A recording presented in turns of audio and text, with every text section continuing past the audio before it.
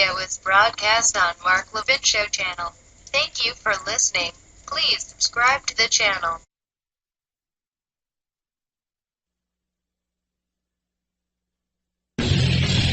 Now, broadcasting from the underground command post, deep in the bowels of a hidden bunker, somewhere under the brick and steel of a nondescript building, we've once again made contact with our leader, Mark Levin.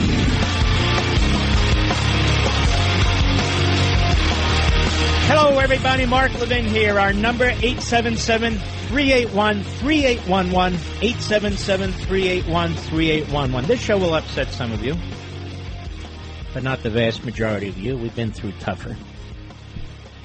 Rhino means Republican in name only, doesn't it, Mr. Producer? Isn't that what rhino means? Yeah, Republican in name only. And I helped make that famous as the first conservative radio host to attack the rhinos and to attack the establishment. And I still do. Republican in name only, rhino, was intended to mean that the Republicans in Congress, the Republicans that control their party, are not conservatives. They're rhinos, Republicans in name only. What would you call a Republican who signs on to a 3-month continuing resolution that pushes the deficit, the fiscal operating debt over $20 trillion for the first time in American history? What would you call a Republican who keeps promoting a $1 trillion infrastructure program and did so again today? What would you call a Republican who uses the class warfare of the left and talks about taxing the rich? What would you call a Republican who sounds like Jeb Bush now when it comes to immigration and DACA? You would call them a Republican in name only, right? A rhino. Well, the President of the United States is apparently a rhino. It's not hard to be a rhino. Now you can have a rhino who's part of the establishment, like McConnell and Ryan, and you can have a rhino who throws in with the left, like the President, more and more. And so I'm sorry to say, but the President of the United States is a Republican in name only. He's a rhino. How else do you explain this? Now, what am I talking about? Well, this class warfare stuff, which is part of the progressive movement, part of the nationalist populist movement, I think. I'm not 100% sure. But CNBC report 20% of Americans could pay higher taxes under Trump's plan. 20% of Americans. If Trump sticks to the proposals he's laid out on tax reform, the upper middle class, those in the 80th through 95th percentiles of wealth, and by the way, that's many of you. It may sound like a high number. It's not so high. Bear with me. Will likely end up paying the most, the Wall Street Journal reports. And overall, about 20% of taxpayers will pay more. Now, all I know is I lived during the Reagan era. We had the greatest tax cuts in American history. The president has said his tax cuts will be the greatest in American history. We now know that that's false, like some of his other promises. It's simply false. It will not be. And in good measure, he's brought in Pelosi and Schumer to help him formulate a tax cut that he believes can get through Congress. I don't remember Reagan bringing in Tip O'Neill or Mike Mansfield or any of these Democrats. Quite the contrary. Brought in some of the moderates, and he went over the heads of the radical socialists, and he rammed it home. Now, this is according to a study by the Tax Policy Center, which analyzed the implications of what we know so far about the Trump tax plan.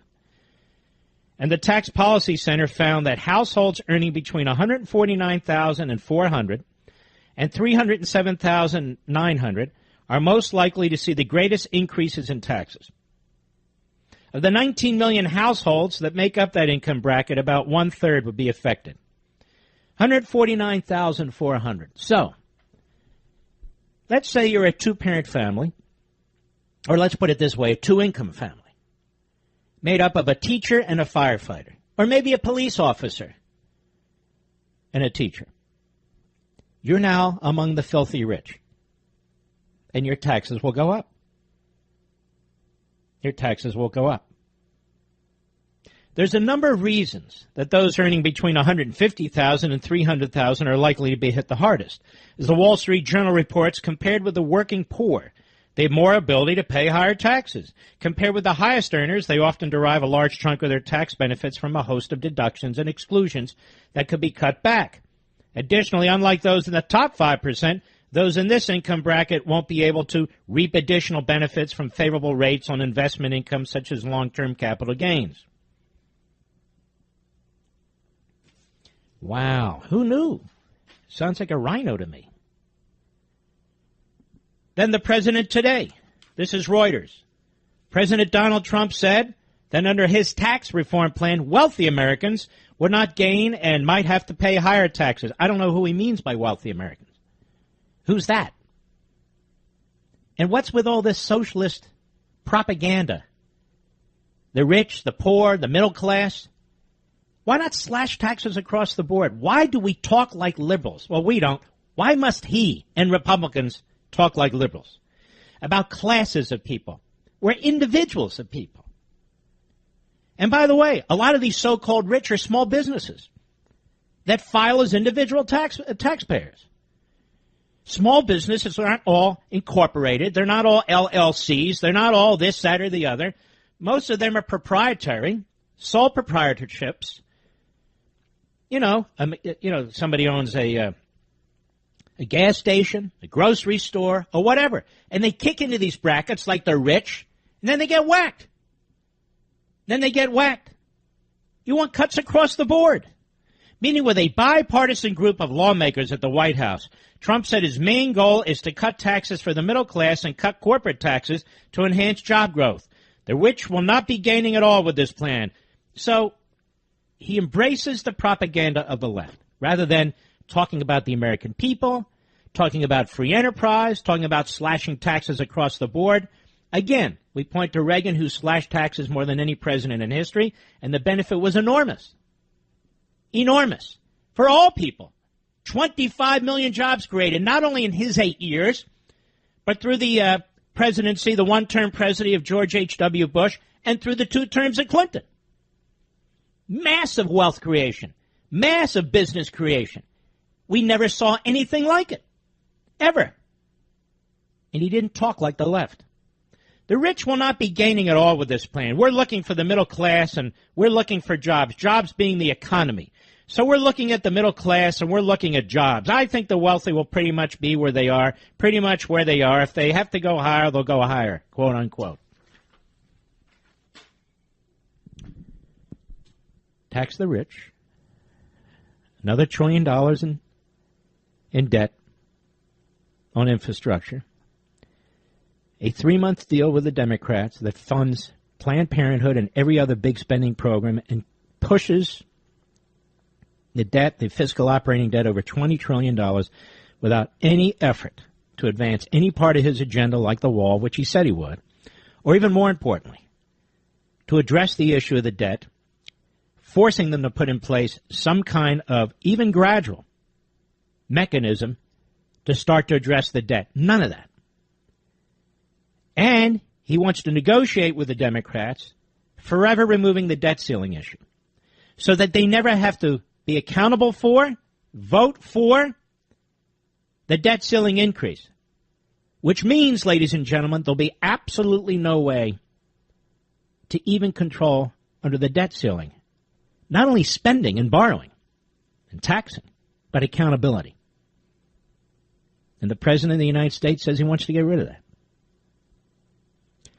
Now, what's interesting is we have people who are complaining about the people who are around the president, liberal Democrats, many from New York and so forth, and they're right in many cases. But many of the same people complaining about the staff are defending his decisions. It's a very strange thing that we're watching, almost a spectacle. Attack the staff, but defend the man. Defend the man who has the final decision-making authority, who knows what he wants to do, but attack the staff and blame it on them.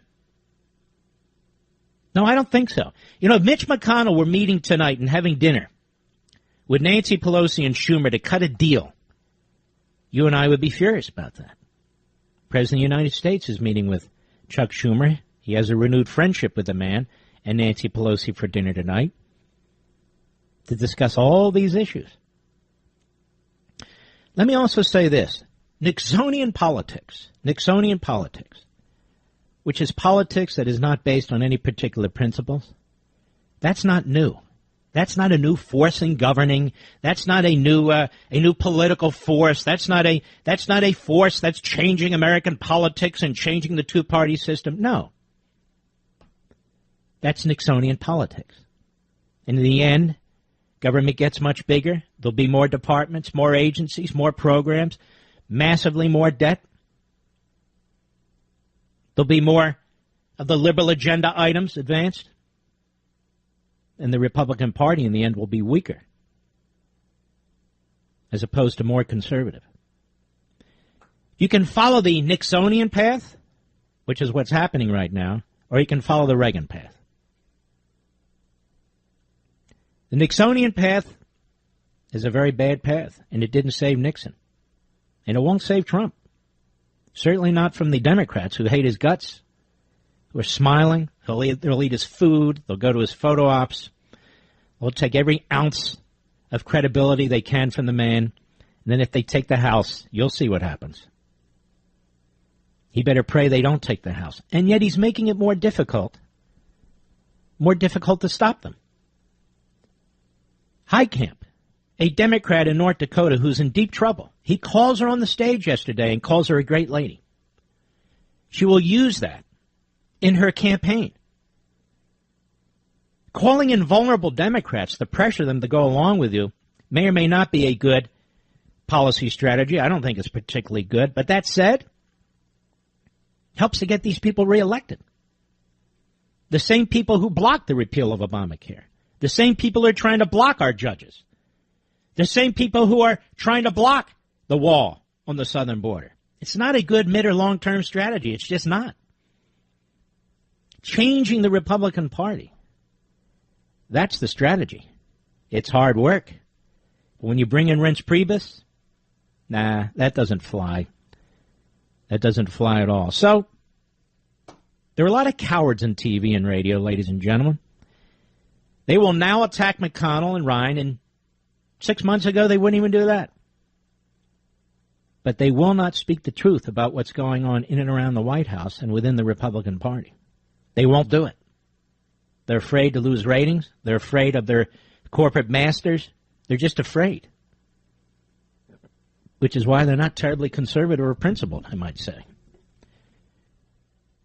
Now, the left will cherry-pick what I'm saying and run with headlines. Levin calls Trump a rhino. I want you to understand the full context.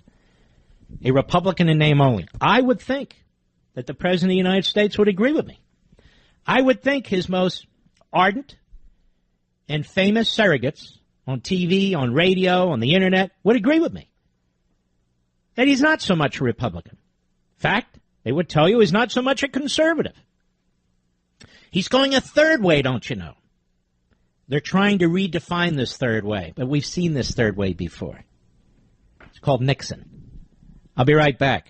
Mark Levin.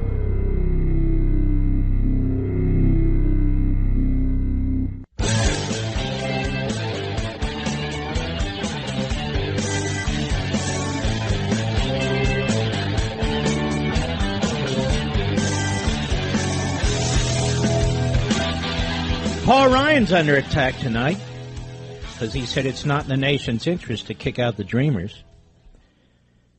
Well, he should be under attack, but how is his position different than Donald Trump's? Donald Trump says he's not deporting these people. He loves them. This is what I mean, the schizophrenia. So Paul Ryan's under attack for taking what is essentially the same position as the president. There's no light between them. But it doesn't even matter what Paul Ryan says. You know who's in charge of the executive branch? Right, the president. And if the president wanted to round up the Dreamers, quote unquote, and deport them, he could do it starting tonight. Paul Ryan can't do a damn thing. President of the United States can do it right this minute. Right this minute. So it's odd. So you'll have The same people who are attacking Paul Ryan who are not attacking Donald Trump. Why is that? On this issue. It's a cult issue. It has to be. I can't figure out any other reason. Can you? All right, I want to get into something else here. The Democrats are starting their big push for single payer. Now, this phrase, single payer, you know, it's so sterile. It's so new. Oh, single payer. Oh, I only have to pay once? Oh, that's good. No. This is the nationalization of health care. So it's to nationalize what is in effect taking place at the Veterans Administration, which means some people like it, some people don't, but a lot of people suffer from it. And it's not like the world doesn't have experience with nationalized health care, everywhere from communist regimes to socialist regimes. And it sucks. It stinks. And the Republican National Committee put together a video, hat tip Washington Free Beacon, that highlights global failures of government-run national health care. Cut one, go. Oh, yes, and I'm sure we're going to see documentaries all over cable and network and satellite TV showing us the truth about national health care. More on this and this Democrat push for it, and it is a push now when I return. One of the leaders of the Democrat Party is a Marxist by the name of Bernie Sanders. And maybe he'll be called to the White House for dinner one of these days soon to talk about trade, tariffs, and protectionism. Nonetheless, Bernie Sanders is a Marxist, despite his best efforts to conceal it. His history is quite clear, and so are his policies. And he's leading the Democrat Party on the issue of health care. While all Democrats aren't following him, this is the push, and he's getting momentum for national health care. And you'll also hear the class warfare that he uses, because this is popular in both parties, apparently. You know, the rich and the poor and the middle class. And, of course, when you hear people speak like this, you know who gets screwed, right? You do. You do. Let's start with cut 2. Bernie Sanders unveiling the Medicare for All Act today. And by the way, as I've told you many times, the Medicare trustees have said that program will be broke in about 15 years. So Bernie Sanders says, okay, then everyone should have it, and it'll go broke faster. Cut 2, go. Today, all of us stand before you and proudly proclaim our belief that health care in America must be a right, not a privilege. Today, we begin... Stop right there. What does that mean? We've talked about this many times, too. What does that mean? Health care must be a right, not a privilege. Let me try it again. The Veterans Administration is controlled 100% by the federal government. Not the state governments, not the private sector, not the big insurance companies, not big pharma. It's controlled by the federal government. Now, can anybody who's a vet get care immediately as needed? Not necessarily. Can they get whatever surgery they need immediately as needed? Not necessarily. Can they see the doctor they want immediately as needed? No, not necessarily. Can they easily change hospitals that they might want to go to? No, not necessarily. Can they get access to the drugs, the pharmaceuticals that they may need immediately? No, not necessarily. And haven't many people died as a result of the failures of the Veterans Administration? Yes, they have. So when Bernie Sanders says health care is a right, we have a government-run program called the Veterans Administration. And clearly, he is a Class A liar. Because call it whatever you want. Call it a kumquat. The fact of the matter is, what does it mean that you have a right? If the federal government's Veterans Administration makes decisions every day about life and death, health and illness, who sees whom, who gets what, when it comes to things like health care or anything that involves human interaction, the provision of products and services and material and so forth, you don't have a right. What does that mean, you have a right? You have a right to see a doctor anytime you want? That means every doctor has to be at your beck and call, 3 in the morning on Sundays? Nurses too? Facilities have to be responsive to your every need? Well, that's what a right is. And yet it sounds so compassionate, doesn't it? Tell me, the National Health Service in Britain, you heard the long waiting lines. You heard the same thing about Canada and France and so forth in the montage. Don't those people have a right to quality health care? Oh, yes, they have a right, but they can't get it. And this is the problem with these arguments that are focused on centralization in government and not on individualism and competition. This is the problem. And you can see it with Obamacare. You folks have experienced it yourself.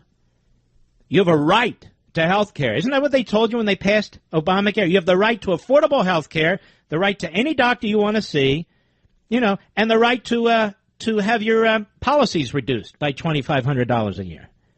Great. Is that what happened? No, because they lie. Because they lie. And if you read Rediscovering Americanism, you know exactly what I mean on the second part, and the tyranny of progressivism. They put out these freebies, they make the case for radical egalitarianism, and in the end, what is it about? It's about centralized government controlling your lives. It's about centralized government reallocating what become more and more limited resources, less and less access to professionals, and in the end, you get Venezuela. In the end, you get Venezuela. And, of course, Bernie Sanders never tells us how you're going to pay for this. Oh, we'll just get it from the rich. Oh, the rich. Go ahead. Long and difficult struggle to end the international disgrace of the United States, our great nation, being the only major country on earth not to guarantee health care to all of our people. First of all, that is a flat-out lie. We do actually guarantee health care to all of our people, including people who aren't our people, like illegal aliens, who may walk into an emergency room. We guarantee health care to all of our people. You can walk into an emergency room, you can't afford it, you get the care. You're too poor, you get Medicaid. You're elderly, you get Medicare. You're a child, they have the Child Insurance Act. How much more can we do? So we do guarantee some level of health care for everybody. And by the way, that's one of the reasons the whole system is sinking. That's one of the reasons it's sinking. But according to Bernie Sanders, unless we're a centralized socialist country or a Marxist country, we're not guaranteeing health care to people. Are they guaranteeing it in North Korea? Are they guaranteeing it in China? I mean, effectively? No. How about Cuba? No. No, of course not. Go ahead. As proud Americans, our job is to lead the world on health care. Shut up, you idiot. You Marxist rabble-rouser. Well, not so fast. Cut 3, go. But to my Republican colleagues, please don't lecture us on health care. In the last few months, you, the Republican Party, have shown the American people what you stand for when you voted for legislation that would throw up to 32 million Americans off of the health insurance. You know, this lie, this is the other thing the Marxists do. They've obviously learned over a long period of time the effectiveness of the big lie and repeating the big lie. Fascists do it. Communists do it. Leftists do it. They're good at it. 32 million people wouldn't be thrown off of our health care system. Tens of millions of people would choose not to be covered under Obamacare. That's their choice. So in other words, we would have gotten rid of the mandate But they're throwing off our health care. Oh, they're throwing off. He's also counting people prospectively. Because, as you know, under Obamacare, it's massively expanded Medicaid, which is already going bankrupt, to well over the poverty level. People earning $80-some thousand a year. Is that the poverty level these days? I don't believe so. So it wouldn't continue to expand, so he counts that too. See, Bernie Sanders and his wife are not very good with numbers. They're not very good with numbers. That's why she's under FBI investigation. Cut 4, go. Now let us be honest. Now that is an impossibility for a Marxist. Because you're an ideologue. And as Reagan said, you try to fit your facts into your ideological bottle. And if they don't work, you cut the facts off. Go ahead. Now let us be honest. The crisis we are discussing today is not really about health care. By the way, this guy just sounds like an old line Marxist standing on the corner in Brooklyn somewhere at a Nathan's hot dog stand, complaining about the price of hot dogs. That's what he sounds like. Your usual left-wing kook out of New York. Go ahead.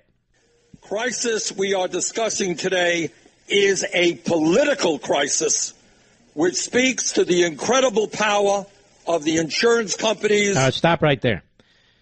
The incredible power of the insurance companies, like the oil companies when it comes to the prices, and the automobile companies, and all the companies are out to destroy us. We got to get all the companies. By the way, he has no problem with a centralized governmental monopoly. None whatsoever. Does this propaganda work on you? Does it work on your neighbors? When they set up all these straw men and attack them? When they set up these straw men and attack them, does this stuff work on you? Well, the insurance companies, the drug companies. The government's the biggest ripoff there is. Government's purpose in healthcare is not to provide you with quality healthcare, ladies and gentlemen. They've told us this. Its purpose is to redistribute your wealth through the healthcare system to other people who haven't earned it. And in the process of redistributing wealth, the government acts like the mob. It launders your money. It takes a big chunk of it for itself. Now, how many times are we going to go through this? Isn't Obamacare a perfect example of what the government is incapable of? So we should give them 100% control over health care? And they'll fix it? They lie their way to power? They lie their way to getting approval for their programs, and if they don't get approval for their programs, they ram them through under the cover of darkness? Health care's a right! Health care's a right!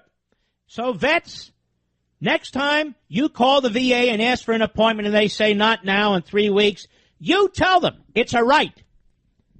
If they deny you a particular procedure or drug or hearing aids or glasses or shoes or whatever it is, you tell them it's a right. The government runs the Vets Administration, and it's a right, and you want it.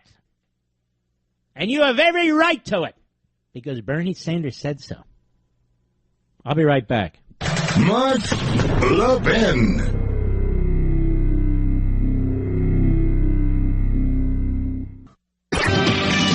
We celebrate Constitution Day every September, don't we?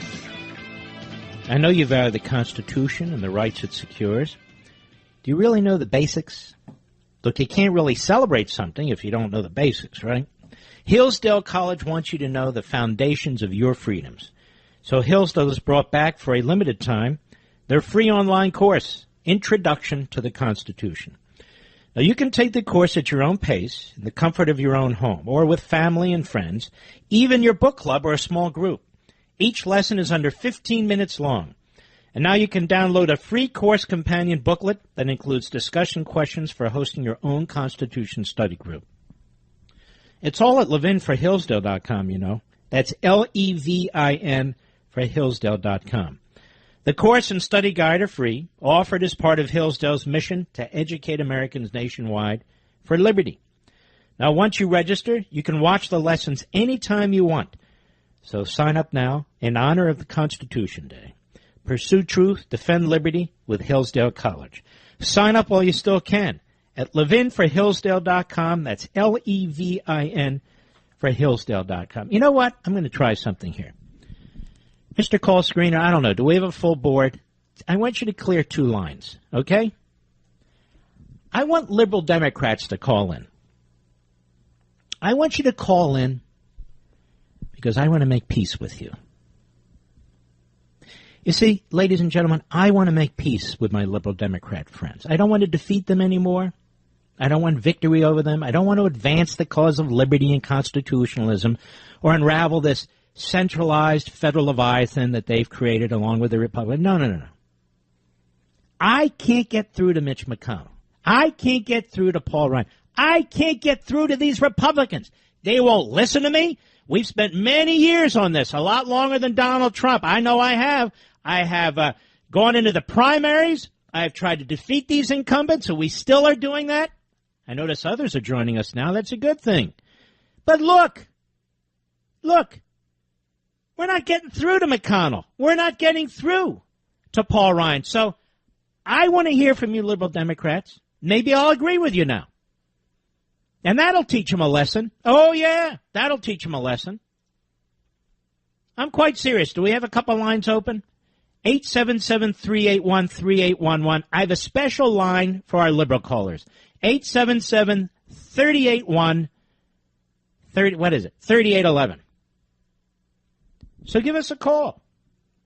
You know what? I'm tired of being principled. I'm tired of standing for liberty. I'm tired of standing for the Constitution.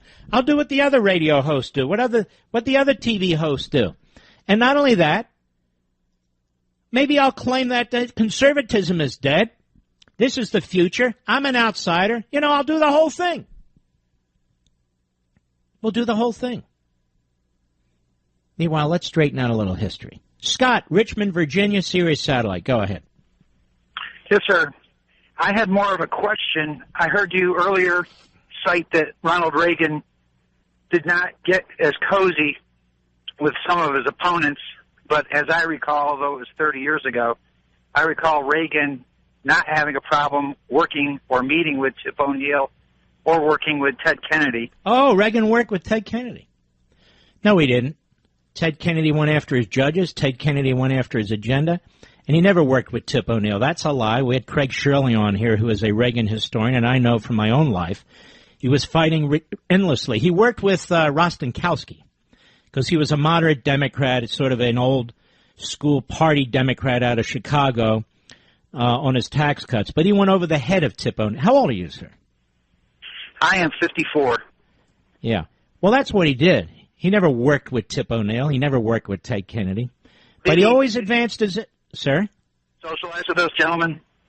No, he didn't socialize with those gentlemen. But how can you even make a comparison? By August in his first term, Ronald Reagan had the greatest tax cuts in American history. He spoke to the American people in early August before the vote. He went over the head of the Democrat-controlled House. It was a Democrat-controlled House. He pulled over some of the blue dog Democrats at the time. There aren't many left anymore, out of the South and the Southwest and so forth. Look, I don't have a problem with working with moderate Democrats. Let me ask you, is Chuck Schumer a moderate Democrat? No. Is Nancy Pelosi a moderate Democrat? No. Okay, thanks for your call. So we want some liberals to call because I want to work this out. I want to work this out. We have one right here. Jen, San Diego, Sirius Satellite. How are you, Jen? Hi, how you doing? Okay. How may I help you, Jen? Well, I'm a liberal Democrat, and I'm glad that you invited me to call. And Yes. I support... I'm not going to invite you to dinner, but we can do this. Go ahead. Yeah, I think that we should have socialized medicine. I think that health care should be a right. I'm a school teacher. Yeah. And I think that all children should have, free government-paid health care. Yeah. Well, I love all children. Are you aware of that, Jen? I'm sure you do. Including dreamers. Do you love dreamers, Jen? You know what? The school where I work is just chock full of dreamers. They're filled with dreamers. And I think They're all good people, aren't they? Most of them, yeah. Excuse me. No, they're all good people, aren't they, Jen? All of them. Yes. All. Tell you what, why don't you hold on? I'm not done chatting with you, and I obviously want to promote a bipartisan agenda. So stay with me, Jen. I'll be right back.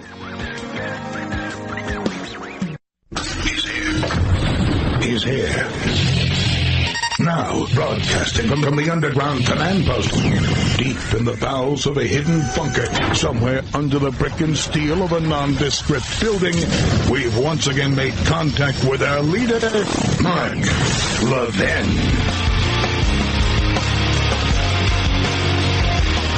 Hello, everybody. Mark Levin here. Our number, 877-381-3811. And we have a liberal line, 877-381-3811. And so, because it's the in thing, and I think I can be praised for this as an outsider, I want us to be more bipartisan on this program. I'm sick and tired of Mitch McConnell and Paul Ryan. I'm sick and tired of the Republican establishment. All these years, I've been trying to get them removed. They're entrenched. So I think I need to go around them and work on a bipartisan basis with the Democrats and the liberals. And I met a new friend, Jan, in San Diego on Sirius Satellite. Jen, you're a school teacher, you said, correct? Yeah, and I've been listening to your show for a long time. And I just think it's time, don't you? Yeah, I think everyone needs to come together. I think it's time. And the way to come together, you will agree, is to embrace liberalism, don't you think? Because it is the come together ideology. I don't know about that. You have to look at both sides. Okay, let's look at both sides. All right. Can we look at both sides of health care? Tell me what both sides are. Well, I think the real problem with it is the medical billing system and the profit-driven delivery. Yes. That's what I think is just ruining it. So profit's the biggest problem. Exactly. Yes. We have to put people before profits. People, I like that. People before profit. You can use that. Can I steal that from you? Yeah, you can. It's yours for free. All right. People before profit. I like that. Yeah, but what about people before profit? How about people have rights too? Do you like that one? People can have some rights, sure. I don't know where you're going with that. So what do you mean? Well, Bernie Sanders said health care is a right. You don't agree with that? Yeah, health care is a right. Now, don't start Bernie bashing on me. We're making some friendship progress here. We are, and we all know Bernie doesn't bash anybody. Now, let me ask you this, Jen. Just hold back a little. You have government-run health care, don't you, pretty much? I mean, you're a school teacher, so the school system pays for your health care, and you contribute into it as well, I assume. Is that correct? I'm very appreciative for my health care, yeah. Okay, so when you go to a doctor or a hospital and they don't give you the care you want, are they denying you a right? No, they are not. I have health care that we pay for. No, but if you go to a hospital or a doctor and they deny you a certain drug, procedure, care, whatever, or you can't see them when you want to see them, are they denying you a right? Well, they would be, theoretically, but health care, I think, theoretically should be a right, but we are not given that right. Well, I mean, if we had a national single-payer Medicare-style health care system for the entire country, would you be prepared to give up your health care? Yes, I would. And I know that the health care I would get under that nationalized system would not be as good as the health care I have now. So you know hold on now. So you know the national health care system would be inferior to what you have. Right. I would take one for the team. But there's a lot of people who'd have to take one for the team, right? Yeah. And why is that? Because I have probably one of the best health care. I don't know, but why would everybody have to take one for the team? What's that all about? Okay, in Australia, for instance, I don't care about Australia. I'm asking you about America. Why would everyone have to take one for the team? What does that mean? Because because I am looking at places where they have gone to a national health care system and where they have already done this and seen how it has resulted when people are allowed to keep private insurance. Now, wait a minute. So you think people should be able to keep their private insurance if they want to?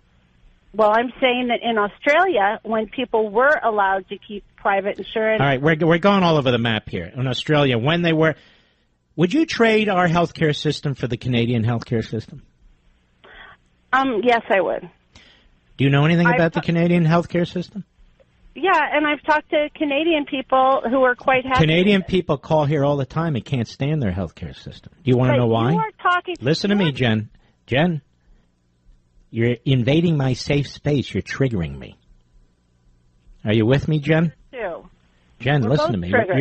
You're triggering me. You're triggering me. You're getting into my safe space. I want to explain something to you. There are long, long waiting periods in Canada, even with people who have cancer. Do you think that's a good idea?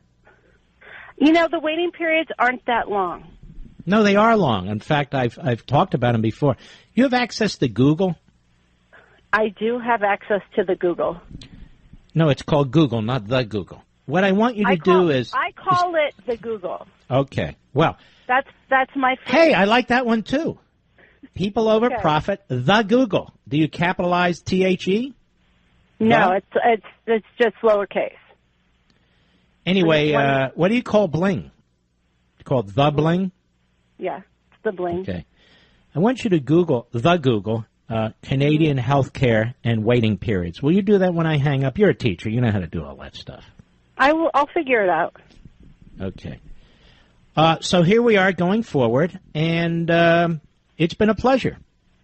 Well, Mark, I just want you to know something. Yes, Jen. Yes, Jen. The reason that I would give up my Cadillac healthcare system for a national healthcare system is because I care about my Republican and my conservative of course you do. Friends. I care about them. Yes, and not just my liberal friends. I care about all Americans. Because you're a good progressive. You have a big heart. You love everybody. I care about everybody out there listening. I know you do, including the taxpayers who pay confiscatory property taxes to subsidize your health care. You care about them, too. And I want to thank them for that. Yeah, okay. But you won't give it back, will you? It depends. We could work something out. So. All right, Jen. Jen, I got to go on. I'm getting bored. No offense. Thank you for your call. Much appreciated. Now we move to Kurt, Green Bay, Wisconsin, the great WTAQ. Yes, Kurt, how may I help you?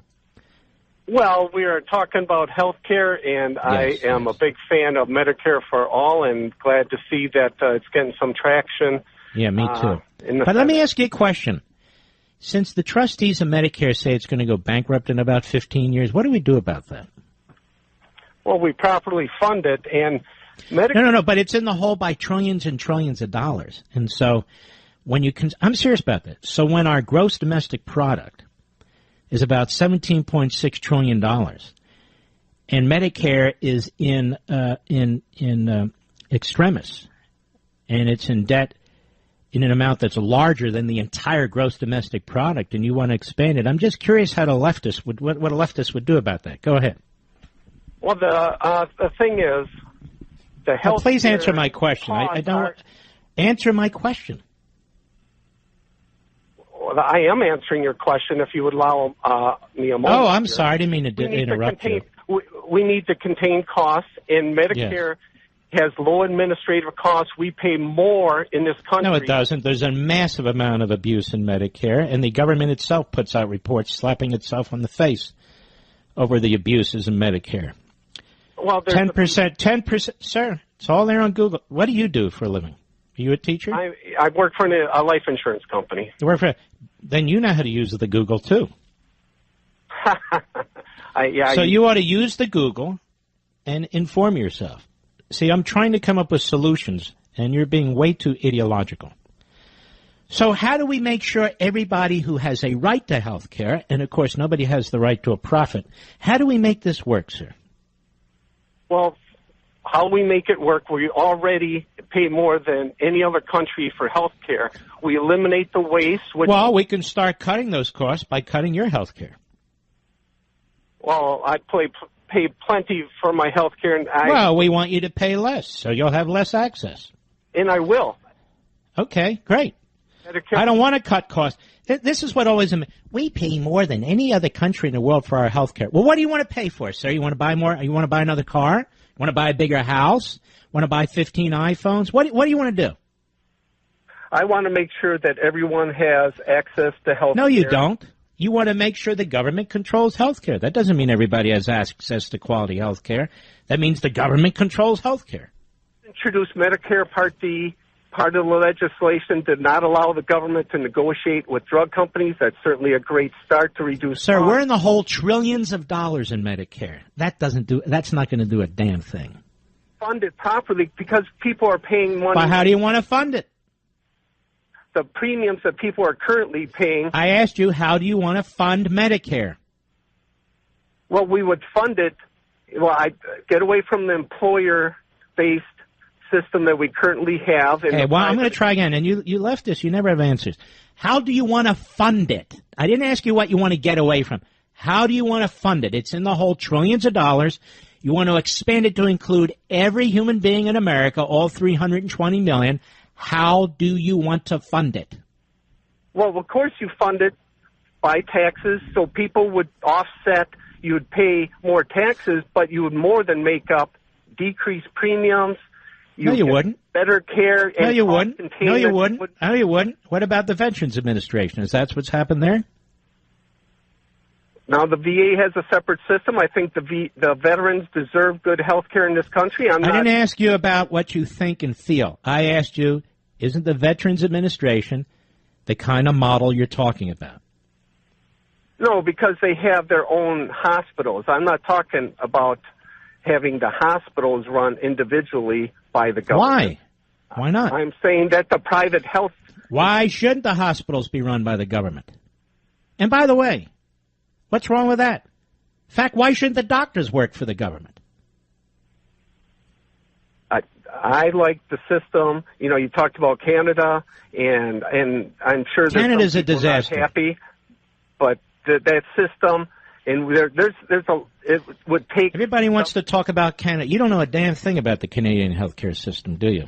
Oh, please. Oh, why would you say that to me, not knowing me one bit? Okay, tell us about the Canadian healthcare system. Well, I can tell that you're not a very good listener. And tell the whole country about the Canadian healthcare system. So far, you've been rambling and rambling, and you haven't said a damn thing. Tell me about the Canadian healthcare system. Mr. Producer, give him the 20-second liberal clock. Go. Here, I'll give you this. I live in Paul Ryan's district, and he has Randy Bryce running against him. Paul Ryan has been misrepresented. So far, ladies and gentlemen, you see the problem here, don't you? Here I am trying to be, trying to be kind and beneficent, and Kurt doesn't have any answers. You don't have any answers. What do you think about your quarterback, Rodgers, who think it's okay that Kaepernick kneel? What do you think about that one? Oh, he left. I guess he's angry. You know the old saying, don't go away angry, just go away. Anyway, I'm not done. I'm serious. I want to talk to serious, intelligent leftists who are going to tell us what kind of system they want and how it's going to work. I'll be right back. Mark Levin.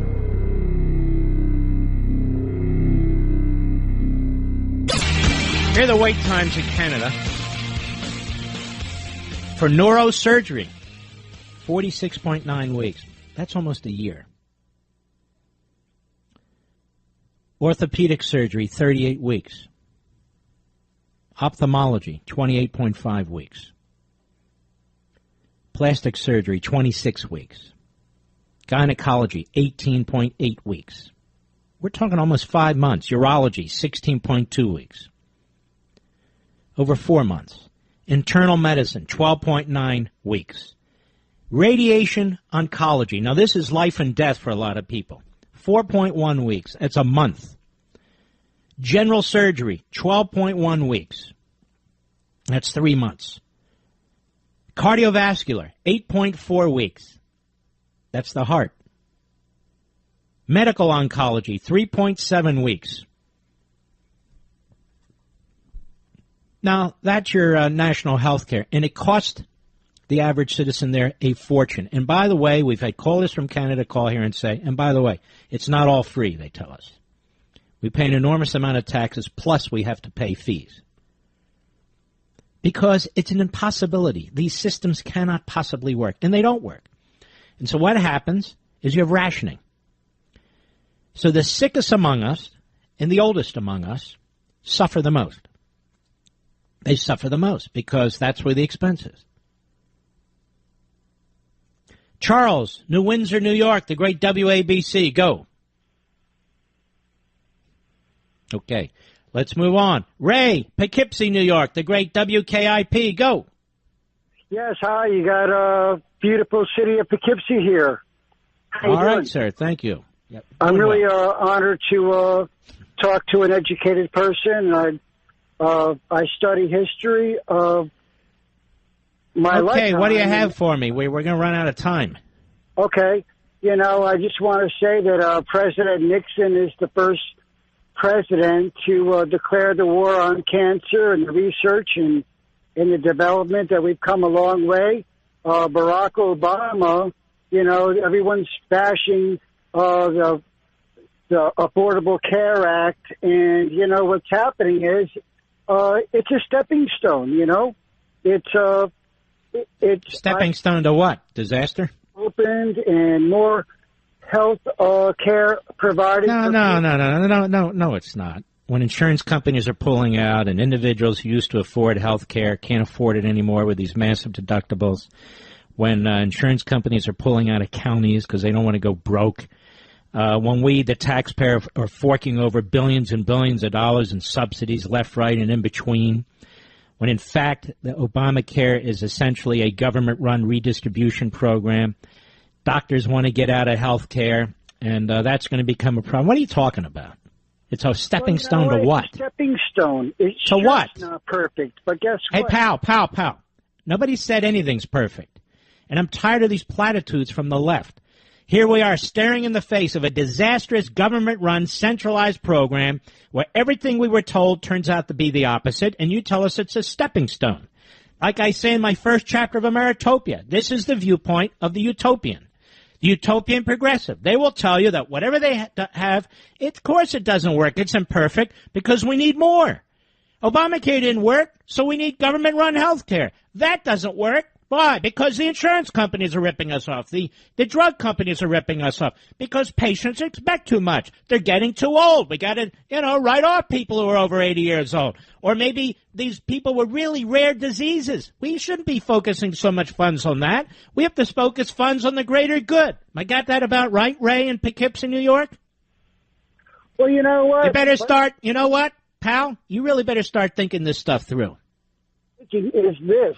You know what? Barack Obama put so much stop to all the government corruption and the fraud. Really? And how did he do that?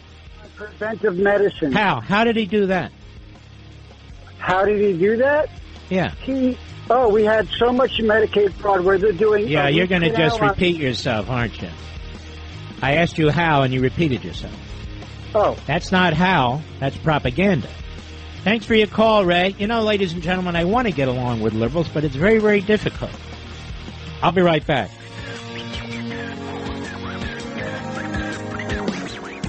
You know, Equifax recently announced a breach that could affect 143 million Americans. And so far, the organization determined that the credit card numbers for about 200,000 consumers and personal data, including Social Security numbers for about 180,000 consumers, were accessed.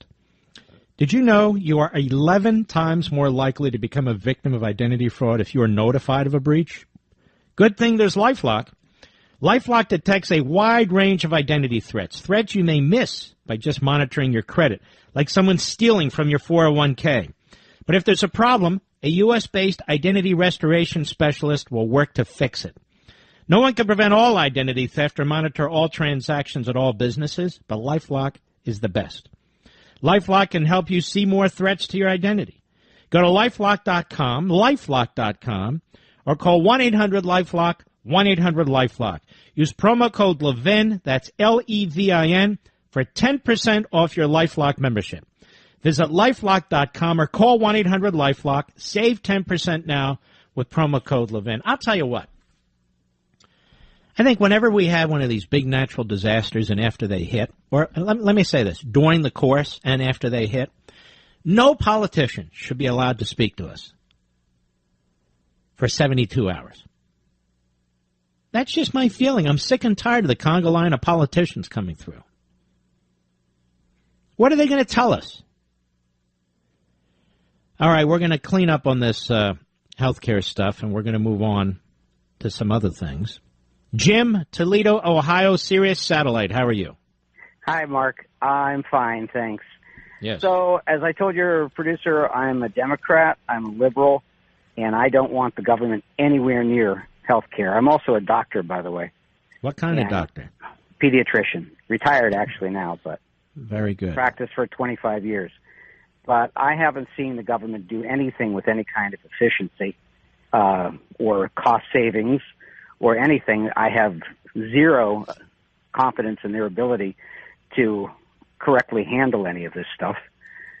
You might even ask why I'm a liberal, but that's a long Well, I will, story. but first I want to know, when people say healthcare is a right, what does that mean to you? Well, it is. Does that mean anybody can line up outside your door and get care, whether you can, whether they can afford it or not, or whether they're in this country or not, or whatever the circumstances are?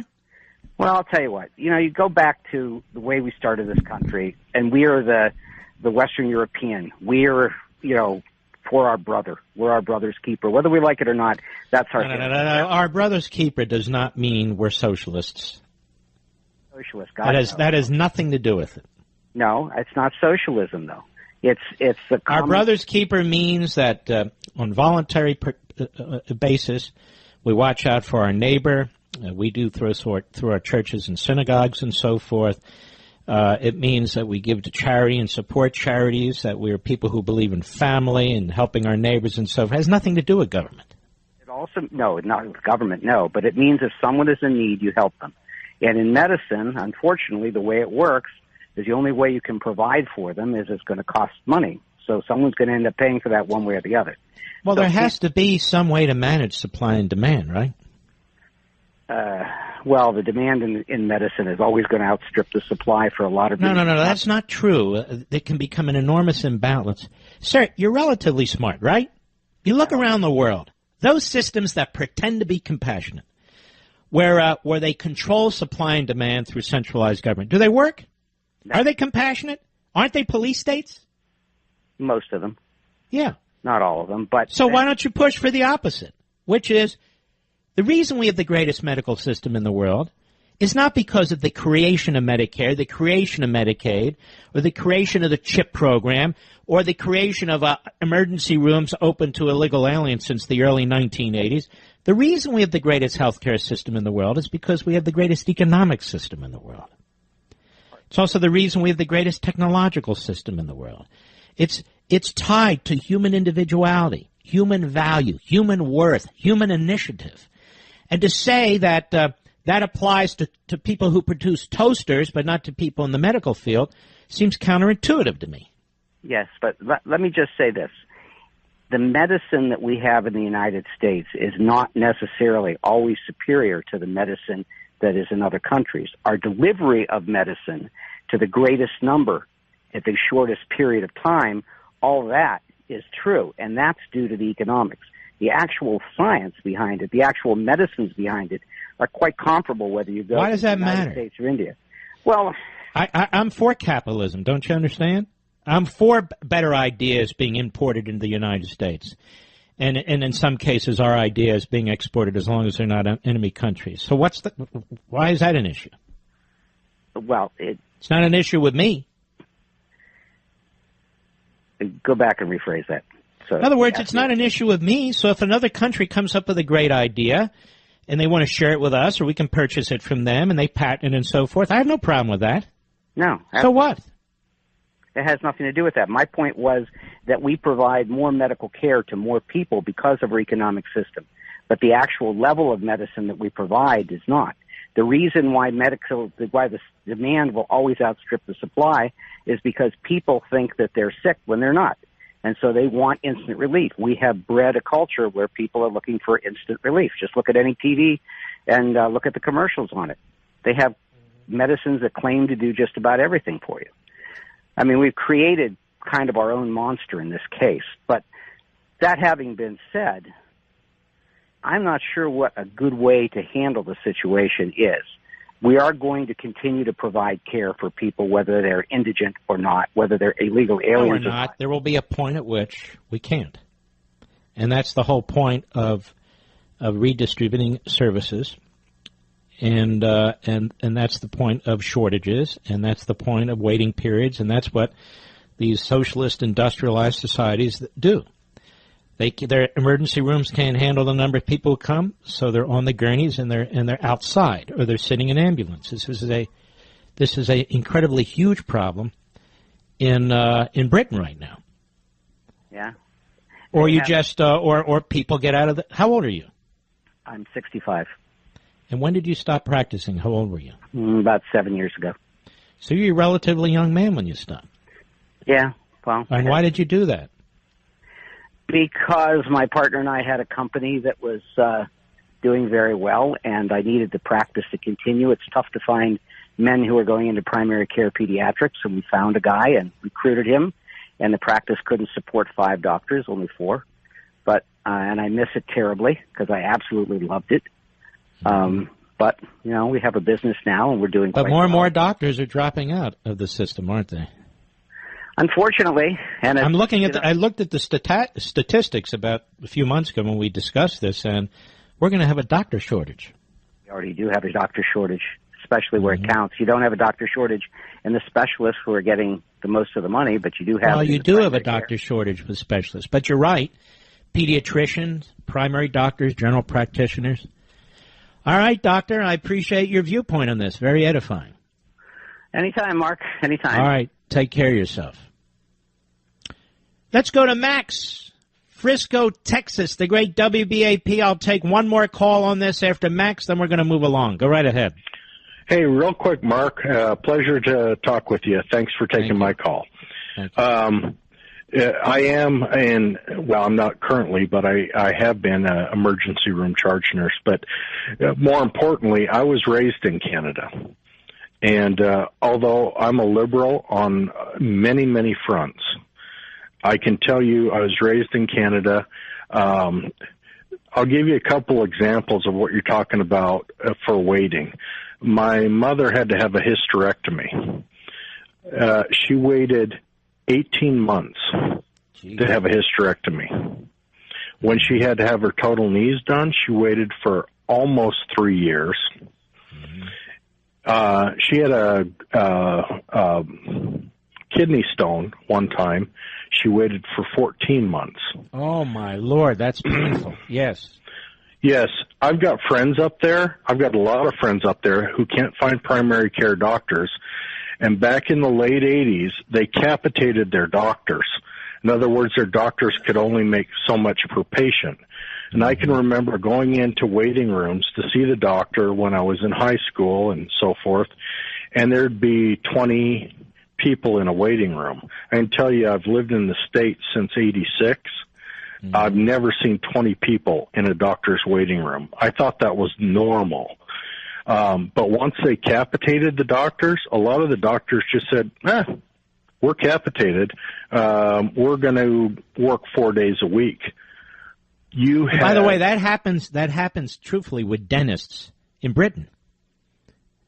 And they have a horrible problem, people seeing dentists in Britain. Go ahead. You had doctors' offices with 40, 45 people waiting in them.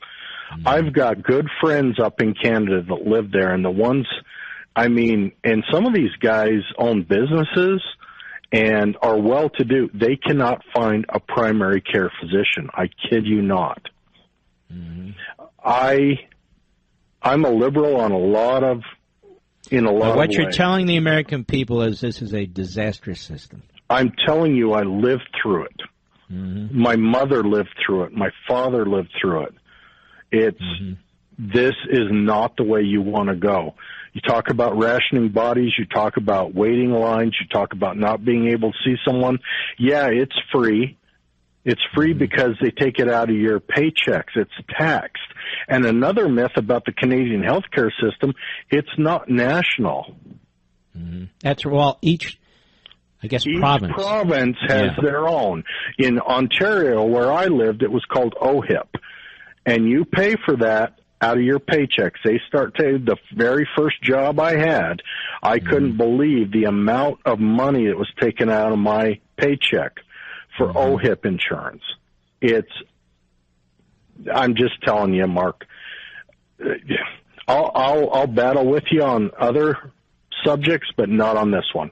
All right, Max. I appreciate your call, my friend. Well, ladies and gentlemen, that is where we're headed.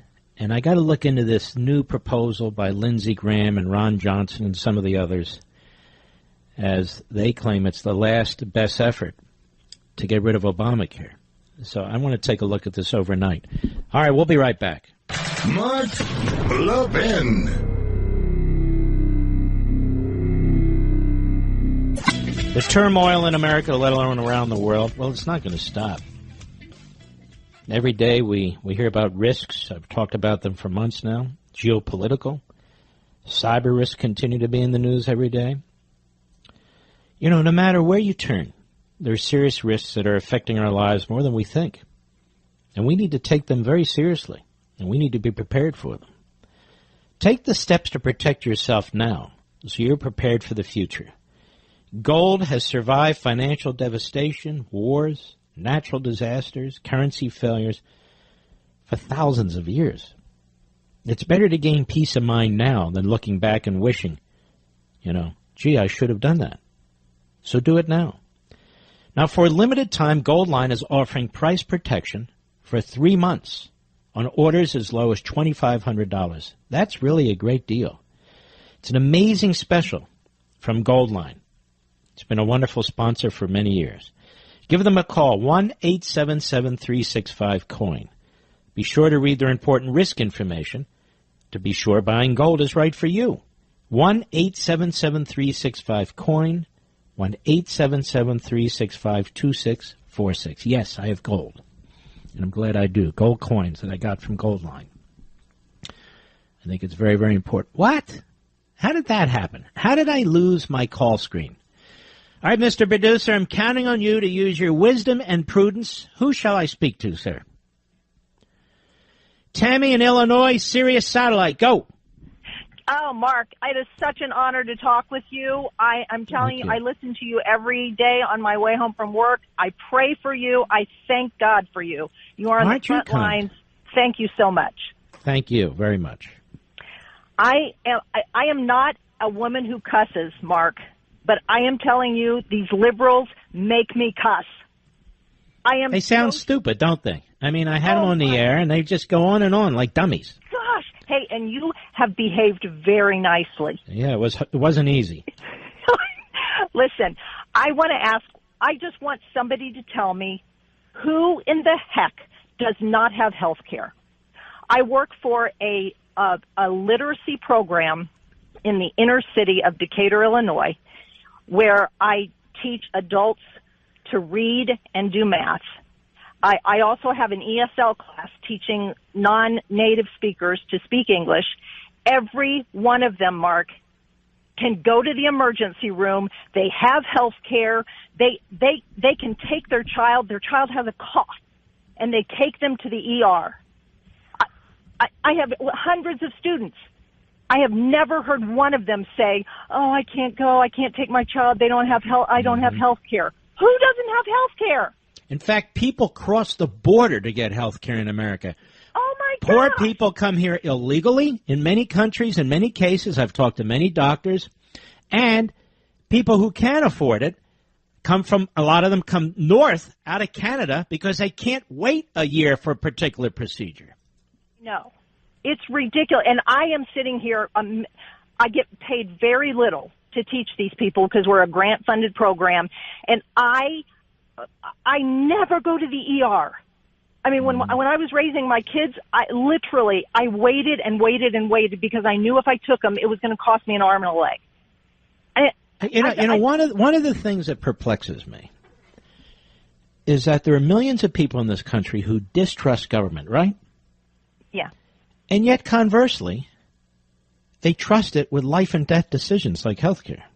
It's a good point. How do you explain that? They think they're going to get something for free. They think they're going to get something subsidized. I think that's part of it. They think somebody else is going to pay for something. So although they don't like the government, they don't like to pay for things. I know. And I'm having a very difficult time looking these students in the eye without going, I am paying for your damn health care. Look at me. I don't cuss, Mark. I don't cuss. Well, every now and then try it. It won't kill you. All right, my friend. No, I'm just kidding. You sound great, Tammy. I appreciate your call. God bless you. And Tammy's from Illinois, the land of Little Dick Durbin. Used to be the land of Lincoln. Now it's the land of Little Dick Durbin. Louis, Albuquerque, New Mexico, Sirius Satellite. Go. Hey, Mark, how are you? Okay. I am actually a Hispanic conservative here in New Mexico, and I actually have family who lives in Australia. My wife's aunt does. In order to receive a pacemaker in Australia, for these people who think that their health care is so great, you actually have to have a sustained heart rate of 30 beats a minute for 90 days with an extra 30 days, so 120 days complete, in order to receive a pacemaker. After she got that pacemaker in Australia... So wait, you got to wait 3 months? Yes. She waited 3 months. So you may not survive it. Right, exactly. But you have to have it documented, so it has to be in the 30s. So by the way, this is how they do it. This is how they cut costs. Go ahead. Oh, exactly. So, and then you have to have a verification of 30 more days. So she went 120 days when she received her pacemaker. She actually got a pacemaker that wasn't even sold in the United States. The reason I know this is I am a healthcare provider in the United States also. So can I tell you a little secret?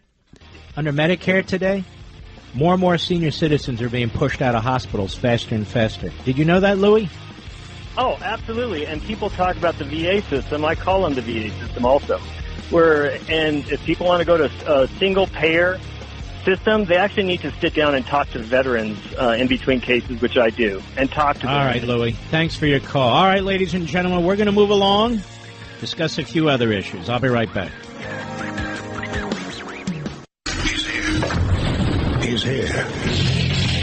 Now, broadcasting from the underground command post, deep in the bowels of a hidden bunker, somewhere under the brick and steel of a nondescript building, we've once again made contact with our leader, Mark Levin.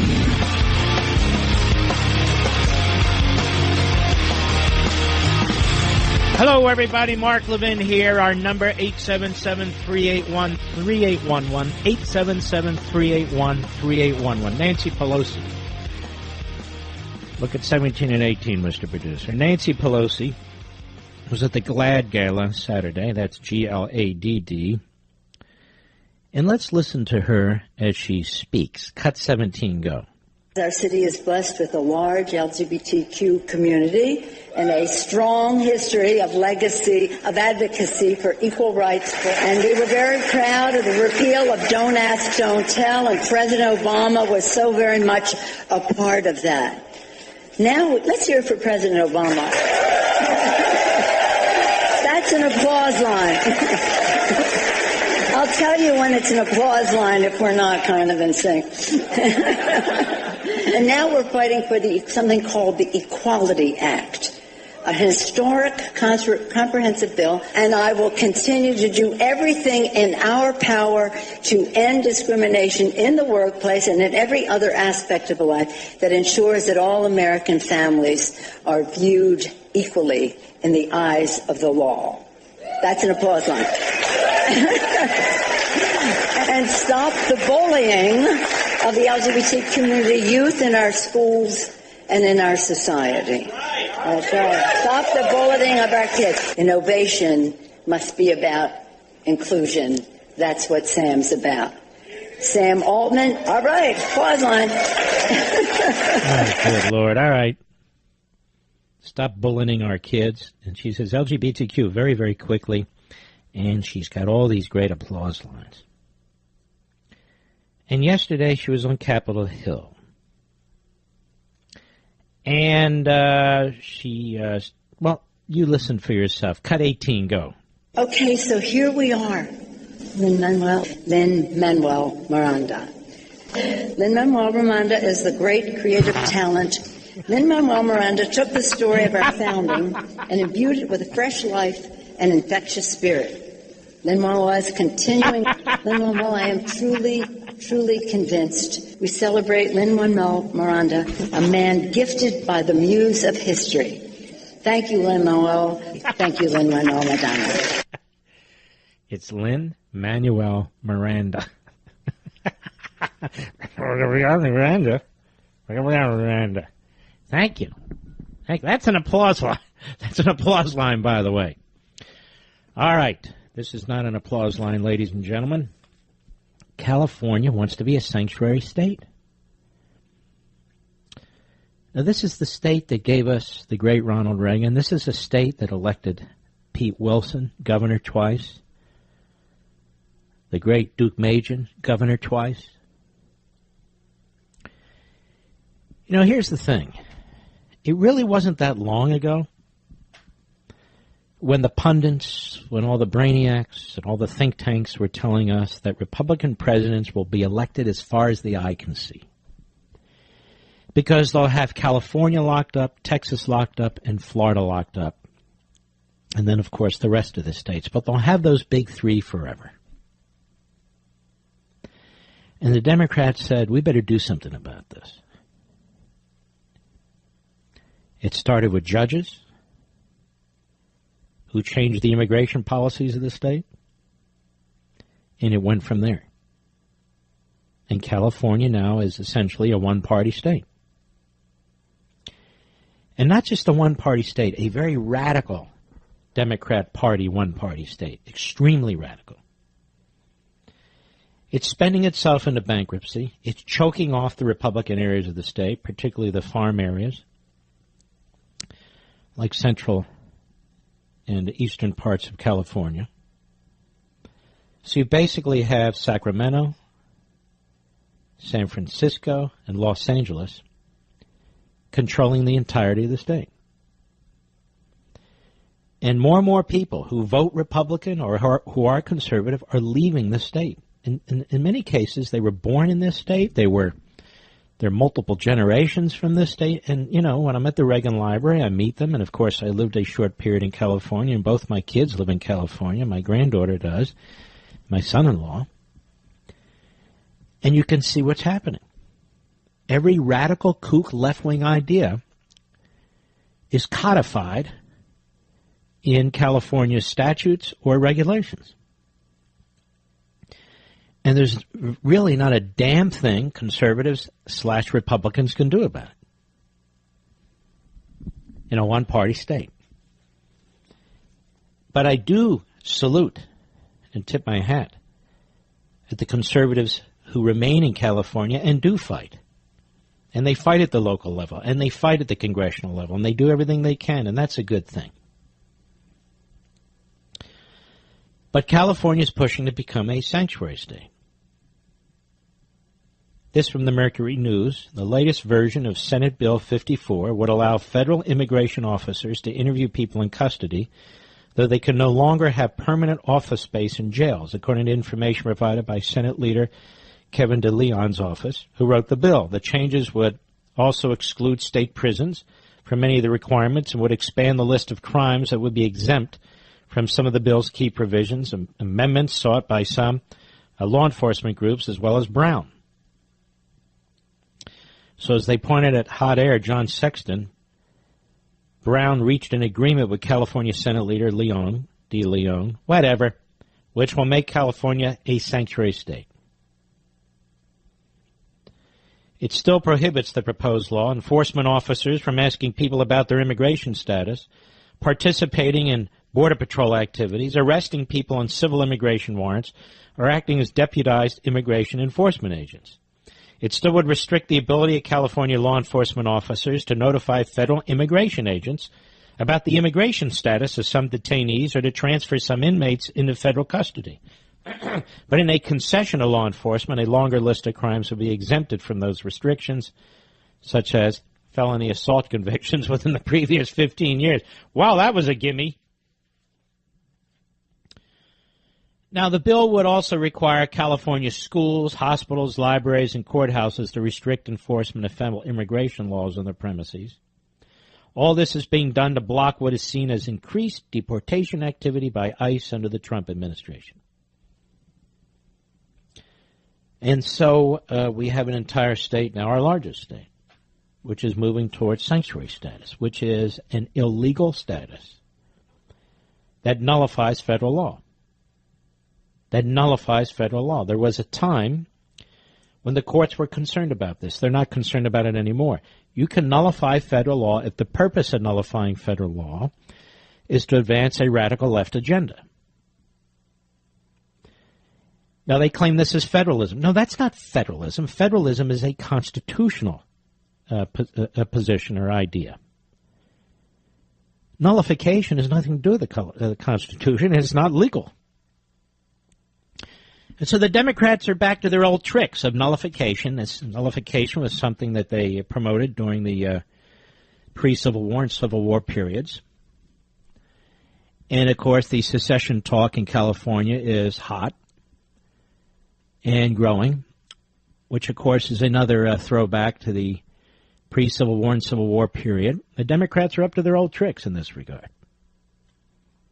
They don't believe in the Union unless they get everything they want all the time. It's sad what's happened to California. And the left has done this, and they've done this in a number of states. They've done it in California. They did it in Colorado. I remember the time Colorado was a dark red state, a reliable red state. The same can be said for other states, but not anymore. Look at Virginia. Virginia, for a long period of time, was a reliable red state. Now it's a purple state moving blue. You simply cannot continue to lose these states and expect to win national elections. You just can't. And obviously, when we lose Florida, as we did when Obama ran, you can't win as a Republican. Now the Democrats are focused on Texas because they know if they turn Texas, the game's over. Electoral college, no electoral college. Popular vote, no popular. It doesn't matter. They get California, they get Texas, they have New York, they have these big states. There's no, combination of states and numbers that can deliver a victory through the Electoral College or the popular vote. And, of course, if Florida goes, then same thing. That's icing on the cake. But they're focused very heavily on Texas. Now, ironically, many of the people leaving California are going to Texas. Not all, obviously, but many. And so in many respects, in my view, that's helping Texas. But there will be a time, if the immigration patterns keep up, if the legalization of illegal aliens, that pattern keeps up, whether it's DACA or whether it's something else, Texas will go Democrat. And then it's over. Electorally, it's over. I'll be right back. Mark Levin.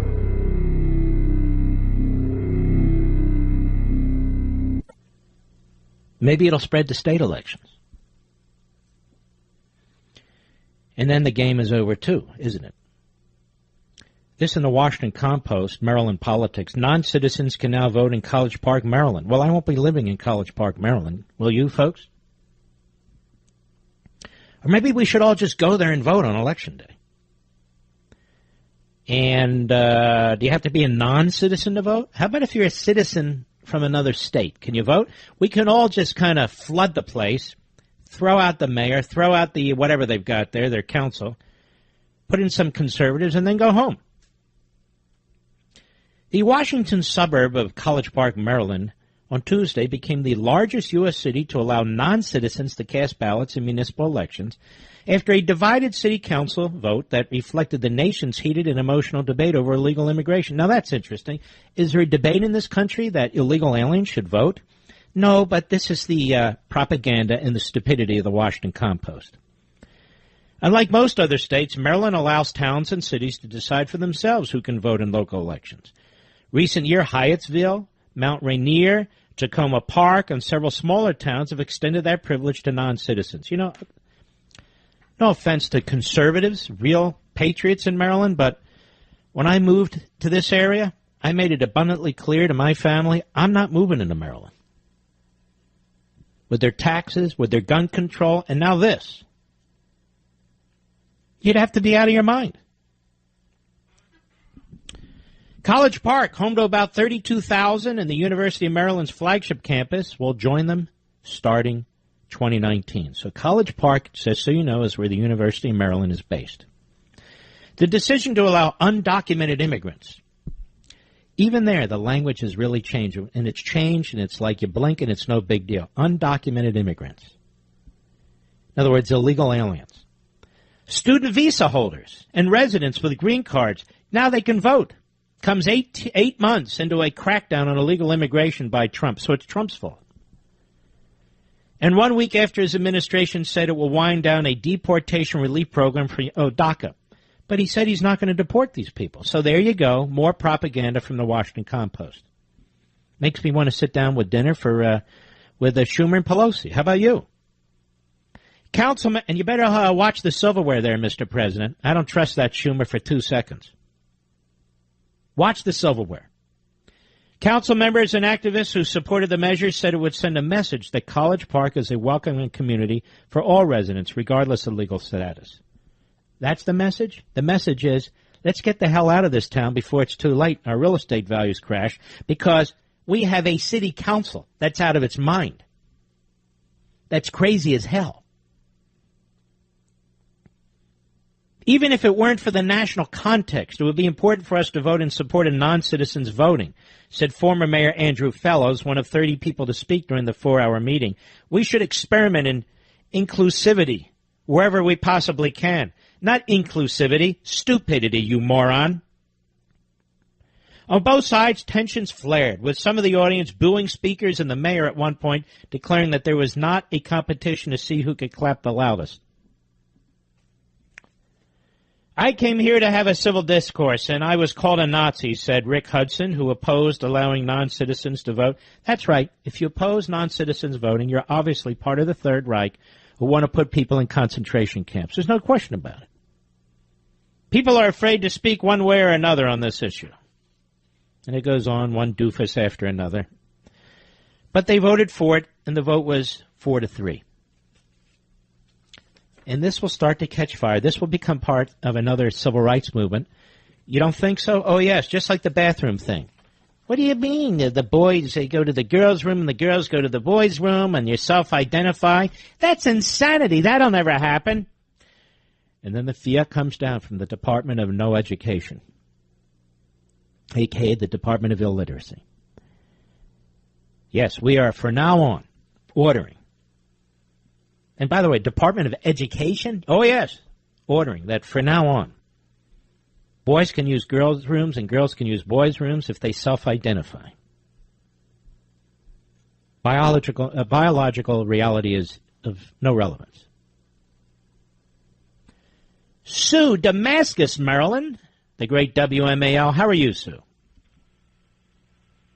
Go ahead, Sue. All right, hold on to Sue. Christian, Monterey Park, California, on the Mark Levin app. Quickly, go. Hi, Mark. First, I want to say this is actually my first call into a radio show, and I'm glad you're the first one. Well, so you're a Virgin radio caller. Well, welcome. Yes, exactly. Thank you. I am a conservative from California, a young conservative, and I wanted to address the point that you brought. I totally agree with you that, you know, moving away from California would just turn the state more and more blue. And so, you know, this is my home, born and raised, and I want to stay here and see it turn back to red. Or we could all move to Mexico and change that country. Have you ever thought of that? Yeah, definitely. Why not, right? I mean, Just bring your own water and a bulletproof vest. yes, exactly. We need a filtration system over there. Well, Christian, Monterey Park's a very nice area, isn't it? It is. It is a really nice small Asian community. So, really nice. Okay. Yes. Is that it? All right, Christian, thanks for your call. Let's go back to Sue. Is she there? From Damascus, Maryland. Yes. Yes, How are I'm you, here, Sue? Mark. Yes. Yes. Go right ahead. Can you hear me? Yes, I can. Okay. I just wanted to tell you to thank you for your wonderful book, Rediscovering Americanism, and for all the work you put into CRTV. I have both items, and I actually, with Rediscovering Americanism, I have the book on tape, and I also have the hardcover book, and I find that they are indispensable to me to be able to stay up on what is happening in this country and to understand things. And I was listening to your book on the way back from Charleston last month, and you said something in one of the I'm going to have to hold you over because you've caught my interest with you said something and. So hold on, Sue. Don't forget your half sentence because I want to pick up right there. We'll be right back. Live and national, baby. That's what we do. Sometimes we get into local. All right, folks, I need to talk to you about something very important. There's a huge misconception surrounding the United States Concealed Carry Association right now, and I need to clear things up. You don't need your CCW permit to be protected. Whether you carry your gun or keep it under lock and key at home, you still need self-defense insurance. Remember the story about Buddy, the Army vet, who was arrested on his own property just for defending his family? If you're still thinking that you'll be declared the good guy when an attack happens in your home, you're leaving your family vulnerable. There will always be an investigation, and that means bail money and lawyer fees your family shouldn't have to pay. Now, here's the good news. That is, you can shield yourself immediately with a USCCA membership.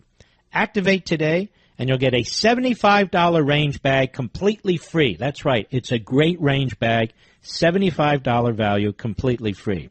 So it's limited edition as well. But you have to hurry. There's only a limited amount, and they're going to go fast. So act right now. Hurry over to defendthem.com to secure your free range bag and get your protection.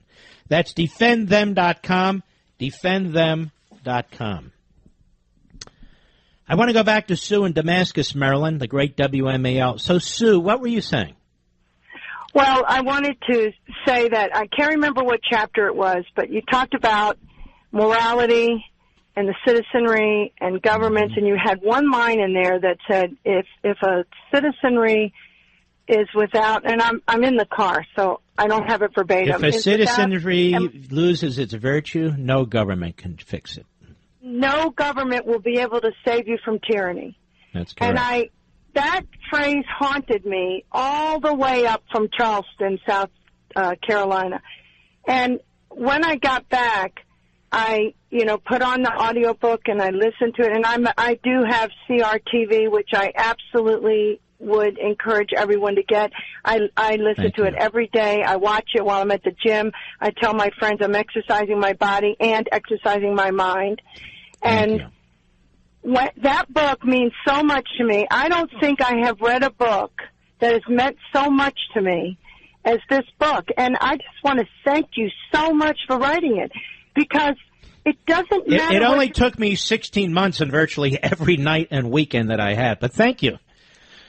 It's an amazing book, and it doesn't matter what political ideology your reader has. It is packed full of history and philosophy. And what you get when you finish that book is you realize how lucky you are that, the universe rolled the dice and you were born in this great country.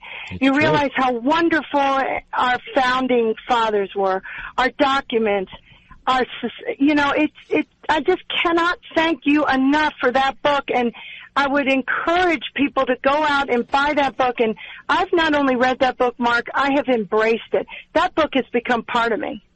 Now, and Sue, you're really, really generous and kind. And I don't know you, right, Sue? I just want to make it clear this isn't a setup call. No, we don't know each other. Well, I want to thank you. And by the way, it's a tough book. I mean, you got to take your time and listen to the audio or actually read it. You may want to go back and read some of the other phrases I've written or some of the things other people have said, right? Exactly, and it's a book that engages the reader. You're not just a bystander with that book. You're not just passively reading it, and you are an integral part of that book. That book exists when you enter that book. And maybe I'm talking like the English major I was, but I just cannot. That book means so much to me, and I've encouraged my friends to buy it. I've also encouraged them to do CRTV because I don't know how you prep for those shows, but every single one of those shows are fantastic. And well, you're very kind. You're very, very kind. The only reason I'm going to leave, I could listen to this all night, of course, is because probably the people listening on radio say, all right, enough already. But I want to thank you, Sue. And what I'll do is I'll send you a signed copy of Rediscovering Americanism, and I really, really appreciate it. You take care. And it's had an effect like that on many, many people. People send me notes. I get them at the office. I actually get them. Never mind. I get a number of notes.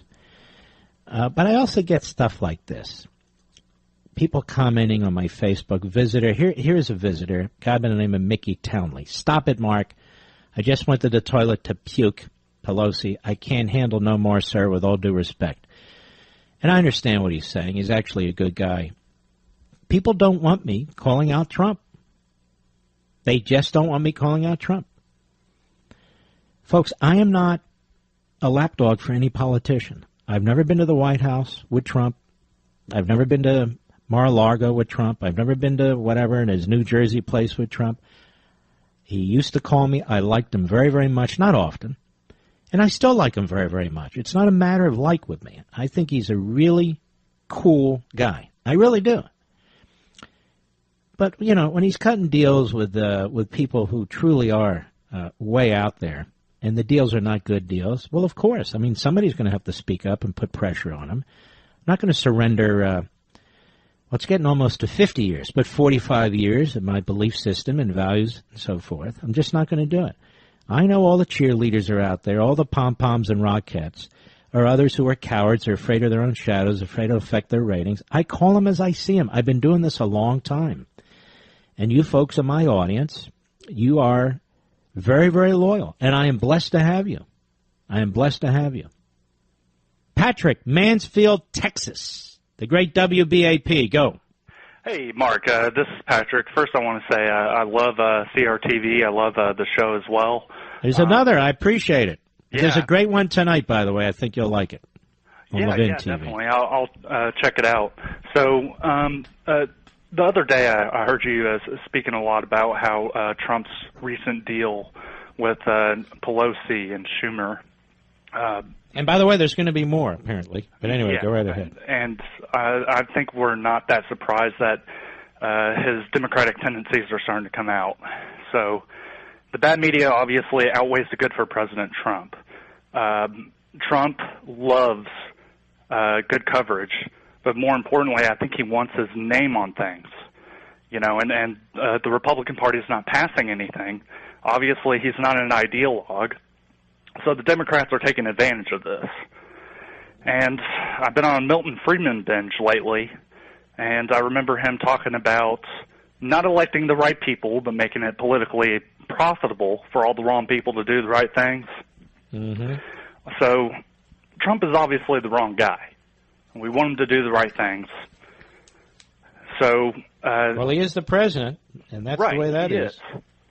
Well, that is good news. It's better than Hillary, obviously. Exactly. But, both the Trump and the GOP, most of those people are the wrong people. They're not really conservatives. They're Republicans.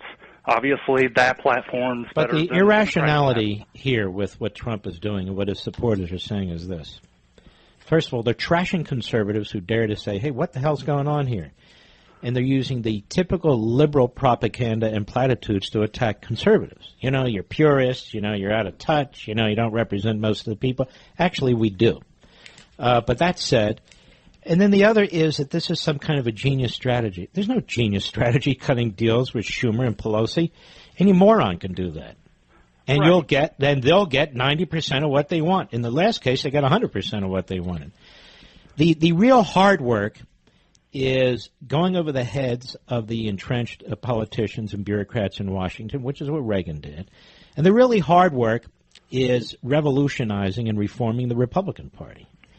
And Trump doesn't want to do it. He's not into that. And then today he's been calling himself, he's a conservative over and over again, he said. And yet his supporters say he's never said he was a conservative. So we get these mixed messages, and this is what happens when you're not moored to certain principles.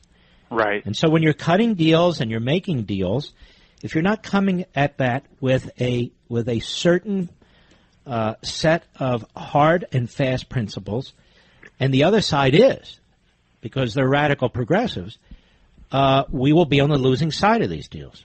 It's that simple. Absolutely. You can't out-Christmas them, as Ron Paul put it. Mm-hmm. All right, my friend, I appreciate your call. Emma, San Jose, California, the great KSFO. How are you? I'm well, thank you. How are you? I'm fine, thank you. Go right ahead. Yeah, so I'm 18, and I've been living in California my whole life. 4 generations of my family have lived here, and now I look at it, and I don't think I'll be able to afford it or if I want to live here. And it's kind of disappointing. It's a big problem, but, you know, one of the great things we have in this country is mobility. And I wrote about that in Liberty and Tyranny. And that's really what it's one of the things that keeps the country together. So if a state becomes truly oppressive, you can get up and move to another state. And you can see that all over the country. It happens all the time. Certain states are being depopulated. You can look at Illinois, New Jersey, California, California in some respects, New York. And other states are being populated, and that would include Texas and Florida and so forth. So it's sad. You don't want to leave your home. You don't want to leave where 4 generations of your family grew up. You don't have to. But you may have to, depending on the circumstances. I'm sorry, and I know you're 18. Yep. Yeah, I get worried about, too, how the future of the state, because I look at how much money they're spending on pensions and everything, and if we go into... Well, California's going to go bankrupt, and if the Democrats control the federal government, they will bail out California, and they're going to have to start bailing out a lot of these blue states, and some of these red states, too, where you have irresponsible governors. Like Kasich is the irresponsible governor. He's dragged Ohio through trickery into the Obama and Medicaid abyss. And one day Ohio will go bankrupt as a result of that clown. It frustrates me so much, and I feel that it's irresponsible when politicians pass proposals that have good intents, but yet they can't pay for them, because at some point when you can't pay back that debt, the young generations like mine are the ones that will suffer. You know, I wrote an entire book on this, so I want to send it to you, okay? Don't hang up. It's called Plunder and Deceit, and we will send you a signed copy of that, so don't hang up. That would be great. Thank you so much. It's specifically for a young lady like you. You're very, very welcome. We'll be right back. Mark Levin.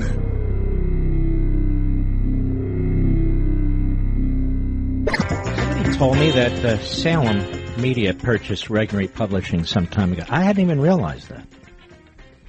And I've had a lot of those Regnery authors on the program. Usually very, very solid people. I had not made that connection before.